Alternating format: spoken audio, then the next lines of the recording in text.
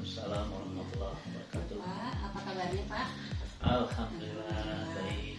Iya Bapak, terima kasih atas waktu yang diberikan, atas kesempatan yang Bapak berikan kepada saya untuk melaksanakan wawancara hari ini. Kebetulan maksud dan tujuan wawancara kali ini untuk memenuhi tugas saya Pak sebagai calon guru penggerak untuk memenuhi tugas modul 3.1 dalam kaitannya pengambilan keputusan berdasarkan nilai-nilai kebajikan Pak. Mungkin terkait hal tersebut, Bapak sebagai kepala sekolah di SMP Negeri 4 ini pastinya sering ya Pak ya dihadapkan dengan permasalahan atau situasi di mana Bapak sering diminta atau sering dihadapkan dengan situasi mengambil sebuah keputusan gitu ya, di mana keputusan itu pastinya Bapak akan dasarkan kepada nilai-nilai kebajikan, dan mungkin keputusan itu kadang akan bertentangan Pak ya, seperti halnya misalnya benar lawan benar gitu.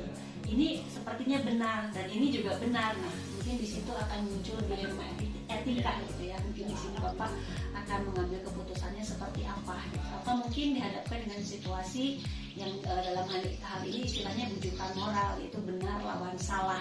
Nah, seperti apa juga nanti Bapak akan mengambil keputusannya. Mungkin itu Pak yang akan saya tanyakan. Mungkin mohon izin langsung saja ya Pak ya. Saya ke pertanyaannya. Pertanyaan pertama nih Pak.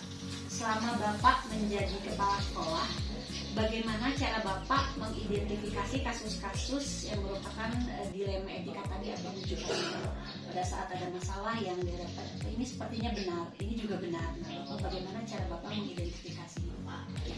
Ya, terima kasih.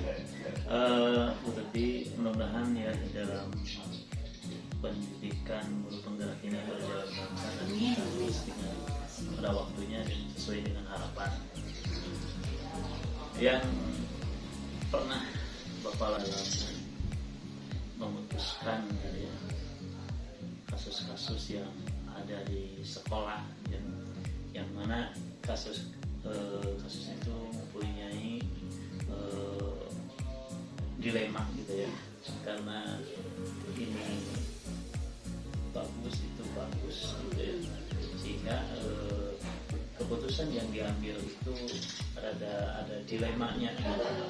Nah, dari kedua kejadian yang harus diputuskan dengan sama-sama yang baik benar gitu ya, dan harus diputuskan selaku pemimpin kebijakan gitu ya. Ini dilihat dari berbagai unsur gitu ya. Yang pertama gitu adalah untuk dilihat dari yang paling pentingnya yang mana gitu ya, yang bisa tidak merugikan terlalu banyak gitu ya, yang tidak merugikan terlalu banyak pihak gitu ya, sehingga pihak satu enak, pihak dua juga enak gitu. Karena selaku pemimpin sekolah ya, ini harus ada keputusan ya, keputusan yang harus diambil gitu ya. Walaupun ini dilema, tetap harus ada keputusan yang diambil dengan mengambil keputusan yang bijak gitu ya. Nah, itu jadi diambil yang terbaik dan yang satu pihak ya tidak terugikan lah gitu. Kemudian yang berikutnya, yang kedua ya, sama aja lah. Jadi mana yang mudaratnya paling sedikit gitu ya, yang mudaratnya paling sedikit sehingga ya tidak dirugikan juga gitu ya, tidak merasa dirugikan juga ya. Karena yang satu ini mudaratnya paling sedikit, yang kedua ya mudaratnya mungkin agak banyak walaupun sama-sama benar gitu. Itu yang bisa Bapak sampaikan gitu ya. Jadi terkait jika Bapak dihadapkan dengan masalah akan mempertimbangkan dulu tadi apa ya, mempertimbangkan mana nih kiranya yang tidak banyak merugikan gitu ya dari kedua masalah tadi, yang paling tidak banyak mudaratnya gitu ya Bapak ya. Iya. Nah, mungkin langkah-langkah seperti apa nih yang biasanya Bapak lakukan kalau misalnya untuk mengambil keputusan tadi, misalnya tadi untuk menentukan oh ini supaya tidak merugikan orang banyak, mungkin langkah-langkah apa yang harus dilakukan terlebih dahulu mungkin Pak?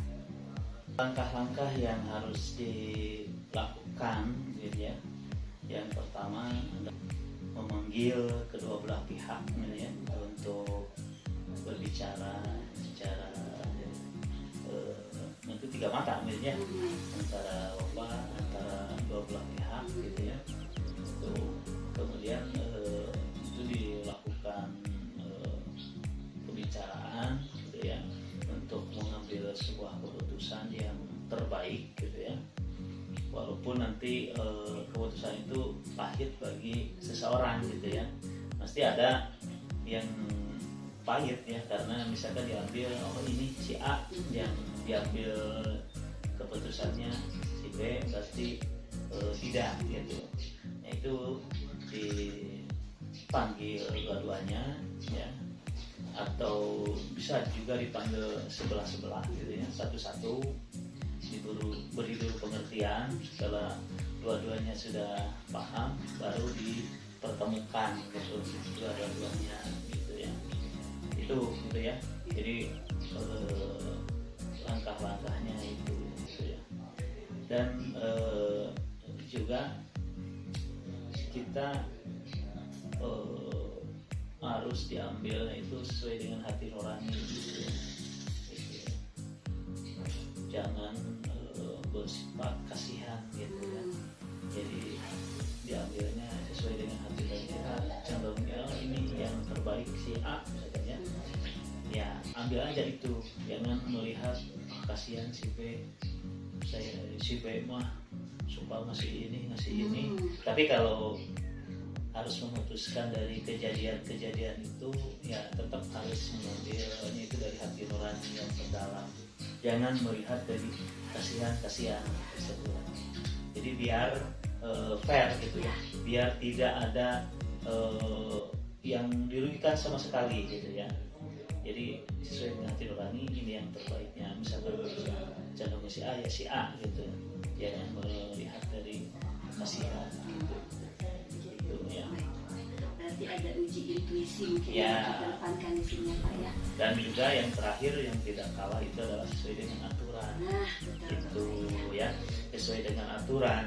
Jadi kalaupun si B yang telah menuntut gitu ya, ya aturannya begini ya, yang sesuai aturan ya si A. Jadi itu apalagi dengan ada di aturannya disepakati dulu bersama, itu kan tidak ada tawar menawar gitu ya, sudah sepakat ya bahwa aturan ini yang dipakai begini, dari kasus ini ya sesuai aturan ya si A, walaupun si B juga betul gitu ya, tapi yang sesuai dengan aturan yang telah disepakati adalah si A, ya otomatis harus diambil si A gitu yang benarnya gitu. Itu lebih bagus lagi kan kalau sesuai dengan aturan gitu yang ada di misalkan sekolah. Berarti Bapak jika akan mengambil keputusan itu pasti akan ada uji intuisi dan uji regulasi ya Pak ya, terkait peraturan yang berlaku. Nah, kemudian selama ini Pak yang Bapak anggap efektif gitu ya, hal apa saja yang Bapak anggap efektif dalam pengambilan keputusan terhadap kasus-kasus dilema etika yang ada hal yang ini nih cara terbaik atau efektif untuk menyelesaikan atau mengambil sebuah keputusan yang biasa yang saya lakukan gitu ya, ya di yang seperti tadi ya sesuai dengan hati nurani gitu ya, kemudian ditimbang-timbang mana yang mudaratnya paling sedikit, mana yang paling banyak gitu ya, kemudian mana yang merugikannya sedikit, mana yang merugikannya banyak gitu ya. Dan yang terakhir itu ya sesuai dengan aturan gitu ya tadi kemudian kalaupun sudah diambil keputusan, kita juga bisa merenung gitu ya, merenung apakah yang diambil itu sudah benar atau tidak. Atau dalam istilah kita bisa dengan istikharah ya. Dengan istikharah mana yang harus diambil oleh kita untuk mengambil keputusan yang benar-benar dilema etika ini gitu. Jadi selama ini mungkin itu cara yang efektif dan sudah dianggap berhasil ya Pak ya, selama Bapak menghadapi kasus-kasus dilema etika. Nah untuk itu Pak, adakah tantangan Pak selama pengambilan keputusan dari beberapa peristiwa yang sudah dilalui? Tantangan itu pasti ada saja gitu ya. Tantangannya yang pertama waktu yang mepet, itu tantangan yang betul-betul tuh. Waktu yang mepet kita harus memutuskan ya, itu betul-betul tantangan yang terbesar, yang sulit sekali gitu ya. Kemudian yang kedua yang tadi karena kasihan gitu ya, dari waktu, kemudian rasa kasihan karena teman dekat atau apa gitu ya, itu yang jadi tantangan ya, Pak, ya, terbesarnya mah itu menjadi halangan ya Pak. Nah, jika memang ada Pak sebuah permasalahan dilema etika, biasanya Bapak kalau untuk menyelesaikannya ada jadwal tertentu nggak, nanti deh misalnya di hari apa, nggak tahu, ada tata kala atau jadwal yang Bapak khususkan itu untuk menyelesaikan sebuah kasus dilema etika?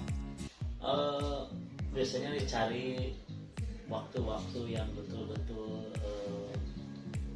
tidak sibuk gitu ya, tenang lah, harus santai. Misalkan kalau apalagi yang bersifatnya rahasia gitu ya, dicari tempatnya yang tidak diketahui, yang kondusif lah. Misalkan ya dilakukan di ruang khusus gitu ya, karena misalkan ini bersifat rahasia antara dua orang yang harus diambil keputusannya itu harus tidak diketahui orang lain, misalkan gitu. Karena ya misalkan ini sangat prinsip ya, itu jadi cari tempat khusus, cari waktu yang tepat, tenang gitu. Atau bisa juga di waktu misalkan malam hari, bisa juga lah, tidak hanya dilakukan misalkan di sekolah, kita lakukan di luar lah, di mana waktu dan tempatnya yang tenang, rileks gitu ya, bisa begitu. Berarti kalau untuk jadwal tadi disesuaikan waktunya dengan situasi dan kondisi, dan tempatnya juga harus disesuaikan dengan permasalahan apa, supaya keputusan diambil yang terbaik Pak. Kalau selama ini Pak, adakah seseorang gitu ya Pak ya, atau faktor-faktor yang selama ini mempermudah atau dapat membantu Bapak dalam mengambil sebuah keputusan? Ada juga gitu ya, karena kita ini kan selaku manusia ya, manusia ini walaupun Bapak misalkan pimpinan di sini ya, pimpinan di sekolah yang harus memutuskan, tetap saja Bapak juga selaku manusia ada hilang ya, ada kekurangan, pasti ada orang lain yang bisa membantu kita ya. Jadi tidak harus diputuskan hari itu saja ya. Kita harus merenung, kita harus meminta nasihat juga ke orang lain, walaupun kasus-kasus ini tidak disebutkan orangnya gitu ya. Bisa ada pokoknya orangnya, hanya kasusnya ini yang terbaik menurut saya begini. Kalau menurut yang kita diajak bicara, yang dituakan, kemudian yang lebih bijak lah gitu, bisa ustaz, bisa ya atasan kita juga gitu ya, yang menurut kita orang itu lebih bijak dari kita gitu. Karena takut gitu ya, apa yang diambil keputusan oleh kita tidak tepat gitu. Kita harus mencari juga gitu, nasihat gitu ya, dari orang lain yang menurut kita lebih bijak dari kita gitu. Ya, berarti Bapak ada seseorang ya Pak ya, yang Bapak mungkin libatkan dalam pengambilan keputusan, mungkin dalam hal ini seseorang yang menjadi panutan ya Pak. Ya, betul. Baik pasti orang lah punya lah gitu ya, ibu punya gitu. Oh saya mah ini Iya. istilahnya mah ahli spiritual lah, cek anu ya, Iya. yang orang lain vulgar ahli spiritual saya ini. Kemudian menguatkan ya Pak, itu keputusan ya. kita betul atau tidak. Iya, baik Bapak. Mungkin yang terakhir ya Pak ya, dari semua hal yang telah disampaikan, pembelajaran apa yang dapat Bapak petik dari pengalaman Bapak selama mengambil keputusan yang dilema etika ini Pak? Yang dipetik dari pengalaman dari pengambil keputusan dalam dilema etika itu, yaitu yang pertama, kita dituntut untuk lebih bijak, ya. Kita dituntut tidak berat sebelah, kemudian kita dituntut untuk lebih dewasa, gitu ya. Lebih dewasa untuk memutuskan keputusan yang terbaik dari yang baik. Ini itu, gitu ya. Pernah nggak Bapak itu harus diputuskan yang singkat? Pernah dialami? Dalam waktu singkat ya Pak? Itu ketika waktu di SMP 5 pada larang, yaitu ketika akan ada outing kelas, ya, outing kelas memakai bis yang disewa dari pribadi, bukan dari travel, ya, dengan alasan supaya lebih murah. Panitia ada yang memutuskan kita dan dia itu siap kan. Ketika pas mau berangkat, ya, hari H, tapi bukan hari H pas mau berangkat di siangnya gitu ya, di paginya gitu, tapi di malam hari bisnya itu tidak bisa dihadirkan dengan alasan bisnya masih di Pangandaran mengalami kerusakan, sedangkan tujuan kita yang mau dituju itu tidak bisa ditelepon. Harus diputuskan jam 4 subuh, sebelum jam 4, setengah 4 gitu. Ya, saya ambil naik angkot saja, karena travelnya orangnya tidak bisa dihubungi. Bukan travelnya, ya, orang yang Trans Studio tidak bisa dihubungi. Di kantor juga ada orangnya, yang HP-nya tidak ya itu. Itu benar-benar itu pengalaman yang mana kita tidak tidur, mana siangnya harus bawa mobil untuk guru-guru nyupiran. Luar biasa ya Pak ya. Itu ya pengalaman yang betul-betul. Berarti betul-betul dari peristiwa atau dari masalah dilema etika ini ada sebuah pembelajaran yang berharga dan tidak pernah akan Bapak lupakan seumur hidup. Baik Bapak, menarik sekali ya Pak ya bincang-bincang kita hari ini terkait dilema etika. Alhamdulillah, khususnya saya nih Pak, saya jadi beroleh pengalaman yang luar biasa, bisa menjadi referensi dan pengalaman buat saya ke depannya. Untuk mengambil keputusan dari dilema etika, akan kita dihadapkan dengan sesuatu yang benar dan versus benar, yang mana yang harus kita ambil ya keputusan terbaik. Akan banyak tantangan yang dihadapi, tapi pastinya jika tadi Bapak sampaikan kita berpegang pada uji regulasi atau pada peraturan, pada intuisi ya Pak ya. Kemudian ada juga tadi orang-orang yang dianggap sebagai panutan atau berperan gitu, itu menjadi salah satu masukan bagi kita pada saat kita akan mengambil sebuah keputusan.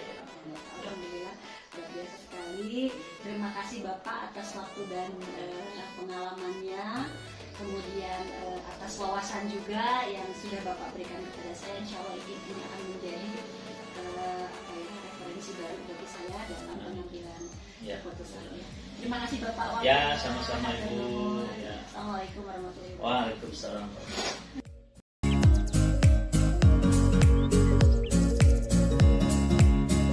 Baik, sebelum saya menjawab pertanyaan-pertanyaan yang dilontarkan oleh calon guru penggerak Angkatan 9 Kabupaten Bandung Barat, perkenalkan saya Yudi Sutisna SPDMM sebagai Kepala MP Trida Utama Padalarang Kabupaten Bandung Barat. Sebagai seorang pemimpin di sebuah lembaga pendidikan, pasti akan menemukan beberapa kasus yang akan dihadapi. Baik itu kasus yang kedua-duanya dianggap benar, tapi saling bertentangan, yang dikenal sebagai dilema etika. Ataupun yang kasus salah satunya itu benar, dan yang lainnya salah. Kedua kasus tersebut harus dapat diidentifikasi dengan benar, agar tidak ada kesalahan dalam pengambilan keputusan. Cara saya untuk mengidentifikasi yang mana dari kedua kasus tersebut adalah dengan memahami masing-masing kasus. Tentu saja untuk memahami kasus-kasus tersebut, saya harus berkomunikasi dengan pihak-pihak yang terlibat. Setelah permasalahan sudah dipahami, maka saya perlu melakukan beberapa hal yang bisa memetakan apakah kasus tersebut merupakan rujukan moral ataupun dilema etika. Untuk itu perlu dibuatkan daftar pertanyaan identifikasi kasus. Syarat sebuah kasus merupakan dilema etika jika kedua masalah yang berbenturan tersebut tidak melanggar hukum dan serta norma-norma yang berlaku atau menimbulkan ketidaknyamanan sosial. Jika kasus yang diidentifikasi lolos dari syarat-syarat tersebut, maka dipastikan kasus itu adalah atau merupakan kasus dilema etika. Dan sebaliknya, jika syarat-syarat di atas tidak terpenuhi, maka kasus itu adalah kasus rujukan moral. Untuk kasus dilema etika, saya akan mempertimbangkan kedua hal tentunya, yang sama-sama benar. Nah, hal yang sama-sama benar tersebut membenturkan faktor apa atau pihak mana? Apakah untuk kepentingan perorangan ataupun banyak orang? Mengandung nilai-nilai kebenaran atau kesetiaan, rasa adil atau belas kasihan, ataukah berdampak untuk saat ini ataupun seterusnya. Tentunya suara hati atau nalar harus sejalan untuk memilih kebenaran yang paling kecil mudaratnya dan besar manfaat.